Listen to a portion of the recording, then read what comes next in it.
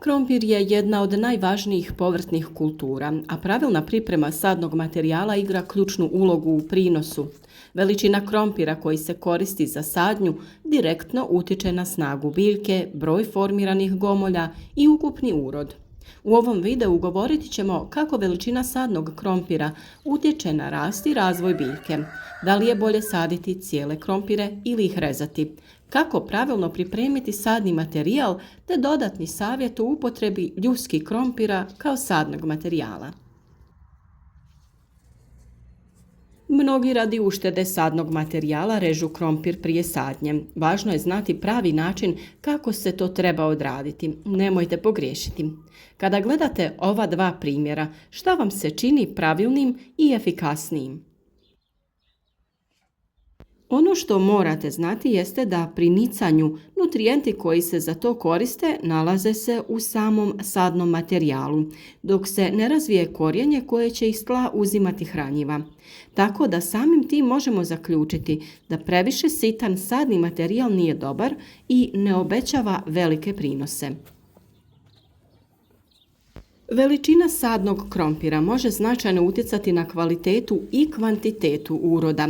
Mogu se koristiti i cijeli krompiri, ali i tu njihova veličina igra ulogu. Evo nekoliko primjera. Mali krompiri od 30 do 50 grama obično imaju manje rezervi hranjivih materija, ali ako su zdravi i imaju dovoljno klica, mogu dati dobar prinos. Idealni su za gušću sadnju. Srednje veliki krompiri od 50 do 80 grama smatraju se optimalnim za sadnju jer imaju dovoljno hranjiva za početni rast i omogućavaju formiranje jakih biljaka. Dok veliki krompiri 100 plus grama mogu se saditi cijeli, ali se često sijeku na manje dijelove kako bi se dobilo više sadnog materijala. Generalno, veći sadni krompiri daju jače biljke koji proizvode veće gomolje, dok manji sadni materijal može dati sitnije plodove. Pa da odgovorimo i na to pitanje, da li rezati krompir prije sadnje? Rezanje sadnog krompira je česta praksa, ali zahtijeva pravilnu pripremu kako bi se smanjio rizik od truljenja. Kada se reže, mora se na svakom komadu imati barem jedna klica kako bi se tu mogao formirati urod. Rezanje na pola je najčešće korištena metoda jer svaki komad ima dovoljno hranjivih materija da podrži rast biljke. Rezanje na manje komade od 3 do 4 cm jeste svakako moguće, ali samo ako svaki taj komad ima najmanje 1 do 2 zdrave klice. Premali komadi mogu oslabiti biljku i stvarno smanjiti prinos.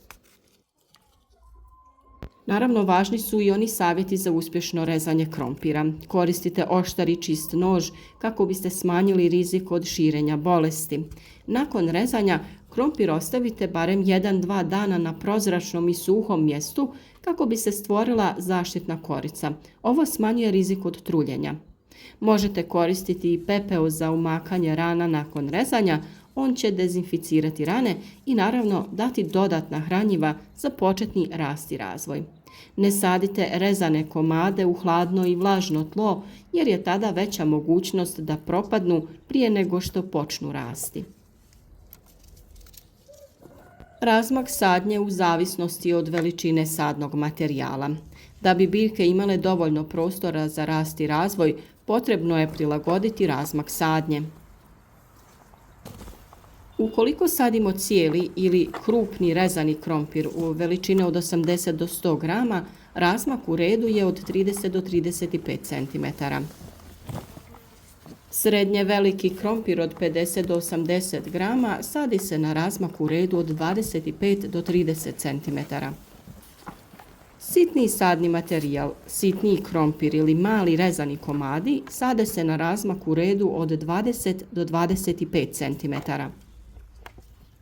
Naravno, razmak između redova uvijek ostaje od 60 do 75 cm bez obzira na veličinu sadnog materijala. Gušća sadnja sitnijeg krompira omogućava veći broj biljaka po površini, čime se nadoknađuje manja veličina pojedinačnih biljaka. Tako da gledano sa strane potrošnje sadnog materijala dođemo na isto, a riskiramo da prinosi budu manji jer sitniji sjemenski materijal daje sitnije plodove. Isti način uzgoja, ovisno o veličini sadnog materijala, uzimajući u obzir razmak između sadnog krompira, primjenjuje se i ukoliko koristite cijele krompire, samo one sitnije. Veće sadite na veći razmak, sitnije na manji. Osim rezanja, važno je pravilno pripremiti sadni krompir kako bi biljke imale dobar start. Naklijavanje prije sadnje je vrlo važno. Ako imate vremena, krompir možete staviti na svjetlo mjesto na temperaturu od 10 do 15 stepeni Celzijusa nekoliko sedmica prije sadnje. To će potaknuti razvoj lijepih i jakih klica. Kod sadnje izbjegavajte bolesne gomolje. Koristite samo zdrave krompire bez znakova plijesni, truleži ili štetnika. Rezanje također pomaže pri prepoznavanju, jer izvana krompir može izgledati potpuno zdravo, dok unutra može biti crn i truo. Tu je i ova prirodna dezinfekcija koju smo spomenuli. Umočite rezane komade u drveni pepeo kako bi smanjili rizik od truljenja. Ako često gulite krompir za jelo, znajte da ljuske također mogu poslužiti za razmnožavanje ukoliko na njima imate klice. Korištenje ljuskih krompira kao sadnog materijala je moguće, ali to više za manje neke nasade ili uzgoj u vrećama. Kao što rekoh, odaberite ljuske koje imaju klice, jer će iz njih izrasti nove biljke. Ostavite ih da se posuše 1 do 2 dana kako bi se smanjila mogućnost truljenja. Obogatite tlo prije sadnje i stavite ih u zemlju na dubinu od 5 do 10 cm. Zalijte i zaštitite malčem kako bi zadržale vlagu i spriječile isušivanje.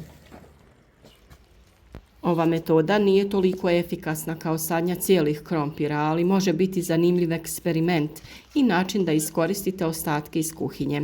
Mi smo ovom metodom ostvarili sasvim solidan urod krompira. Pogodan je za uzgoj ranog krompira za onu trenutnu konzumaciju. U svakom slučaju, najvažnije od svega je priprema tla. Ono mora biti rahlo i bogato hranjivima. O tome smo govorili prije nekoliko dana, pa potražite taj video na našem kanalu. Veličina sadnog krompira značajno utječe na rast biljaka i prinos.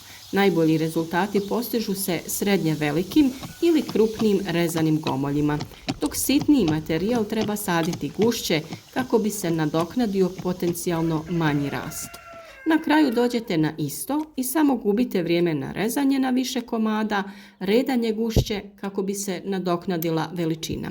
Pa je najbolje ukoliko se reže da se krompir reže samo na pola. Važno je i da se krompir reže po dužini i da sa svake strane imate barem po jednu lijepu klicu.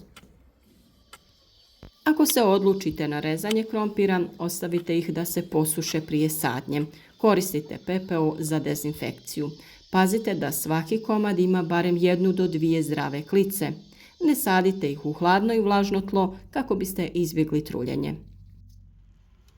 Kao što smo vam predložili, dodatno možete eksperimentirati sa ljuskama krompira kao sadnim materijalom, što je zanimljiv način da smanjite otpad i iskoristite prirodne resurse. Uz pravilnu pripremu, krompir će vam dati bogat i zdrav urod, a naravno mi smo tu za sva dodatna pitanja i uz naše savjete vjerujem da ćete biti uspješni. Nadamo se da su vam ovi savjeti bili korisni i da ćete odraditi kvalitetnu sadnju krompira, ostvariti bogate prinose i biti zadovoljni. Mi smo vam svakako dali informacije o ovom postupku, a na vama je da izaberete šta vama najviše odgovara.